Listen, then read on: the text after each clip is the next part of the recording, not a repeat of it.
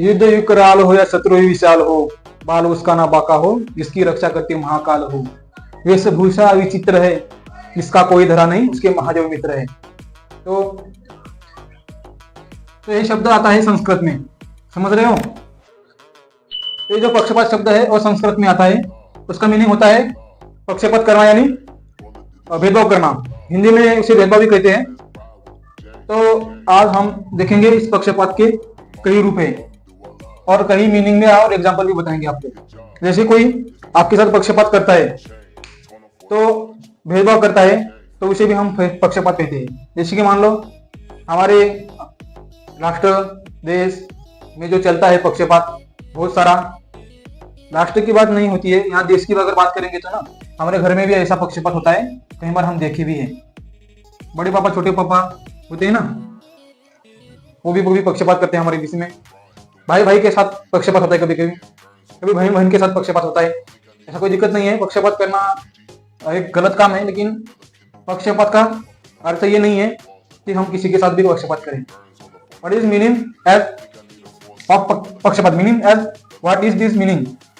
तो पक्षपात कई तरह के होते हैं, जैसे कि हमारे यहाँ गॉड ऑफ फादर, यानी हमें पढ़ाया गया है या बताया गया है कि हमारे सर्वश्रेष्ठ जो हमारे महादेव है गॉड, वो उनसे बहुत कुछ सीख सकते हैं हम।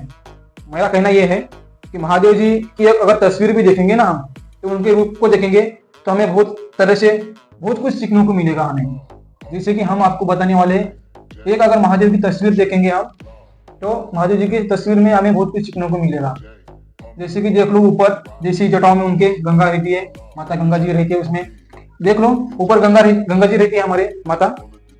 तो उसी नीचे जो यहाँ सर के नीचे होता है, उसको हम मराठी में कपाल भी बोलते हैं, वहां पर उसी जगह आग भी रहती है। जैसे कि मान लो ये महादेव है,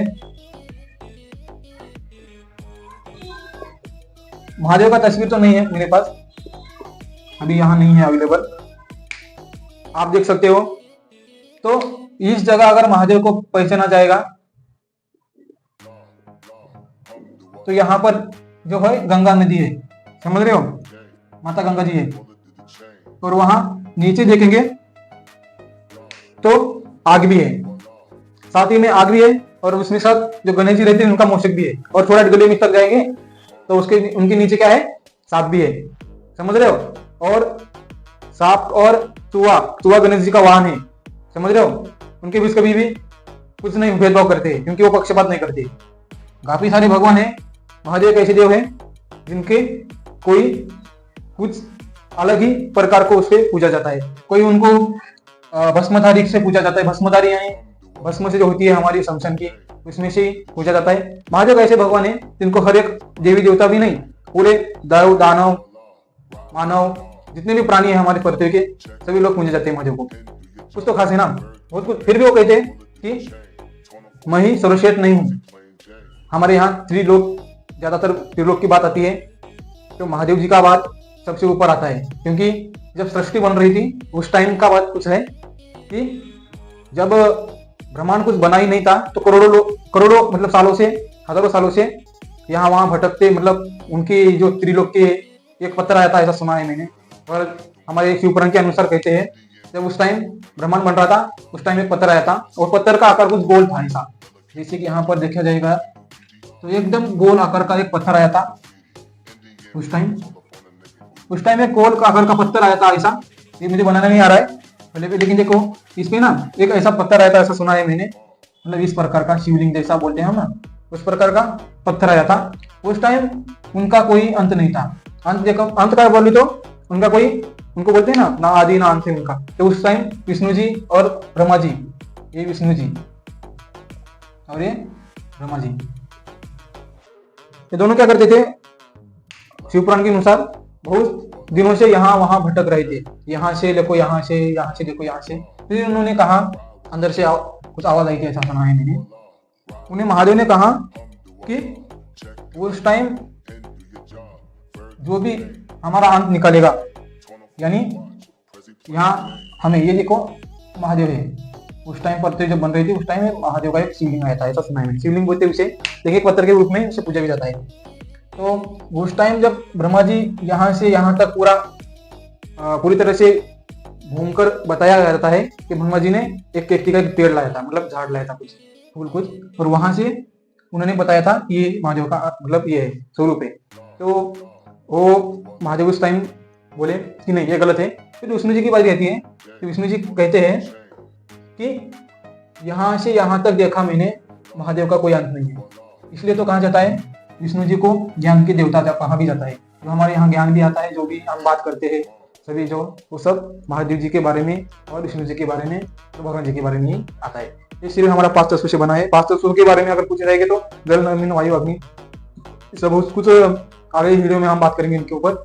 देखिए महादेव एक ऐसे देवता है जिनको कई तरह के लोग पूजे भी जाते हैं। राक्षस भी पूजा जाता है महादेव को, और देव भी पूजे जाते हैं, और पशु पक्षी उसी प्रकार से उन्होंने एक उनका एक अलग ही नाम है पशु पक्षा। पशु पक्षा जो नियम है वो पशुओं के द्वारा दिया गया हुआ है। जैसे कि नंदी महाराज जो महादेव जी के वाहन है, उन्होंने भी बहुत कुछ सेवा की थी उनकी, इसलिए उनको पशु पक्षा भी कहा जाता है। लेकिन ऐसा नहीं है कि सभी पशु पक्षी के लिए उतना ही भेदभाव, मतलब पक्षपात अभी देखा, पक्षपात कभी महादेव नहीं करते। यही बताना था मुझे। अलग जैसे कि विष्णु जी के बारे में अगर पूछा जाए तो श्री कृष्ण का रूप है। श्री कृष्ण के महाभारत में बहुत कुछ हुआ है, आपको पता है। उन्होंने ऐसे जगह छल किया था जो समाज के हित में था और धर्म के हित में था, लेकिन वो गलत नहीं था, फिर भी उन्होंने छल किया था। लेकिन महादेव ऐसा नहीं करते, छल करना उनकी बात नहीं है, पक्षपात कभी नहीं करते। भोले बाबा इसलिए तो कहा जाते हैं हमारे महादेव, समझ रहे हो, भोले बाबा इसीलिए तो कहा जाता है। तो भोले बाबा बहुत कुछ उनसे भी कुछ सीखने को मिला। आज के टॉपिक में आज और कुछ देखेंगे हम कि महादेव निराकार यानी स्वरूप, जैसे उनका कोई अंत नहीं है। उस टाइम ब्रह्मा जी आए और ब्रह्मा जी कहने लगे कि ये झाड़ जो पेड़ हुए कुछ लाए थे, उन्होंने कहा ये अंत है तुम्हारा, मतलब अंत में सॉरी उनका ये मतलब ये है मतलब उत्पन्न की उत्पत्ति है। तो उन्होंने कहा नहीं ये गलत है। फिर उन्होंने कहा ब्रह्मा जी को बोला कि आप एक ब्रह्मांड की तैयारी करो, मतलब पूरे ब्रह्मांड जो होते हैं हमारे पृथ्वी, जो भूत गुरु शुक्र शनि जितने भी ग्रह है, सबका ब्रह्मा जी ने ये किया है उस टाइम। फिर उन्होंने विष्णु जी से कहा आप ज्ञान फैलाओ पूरे, और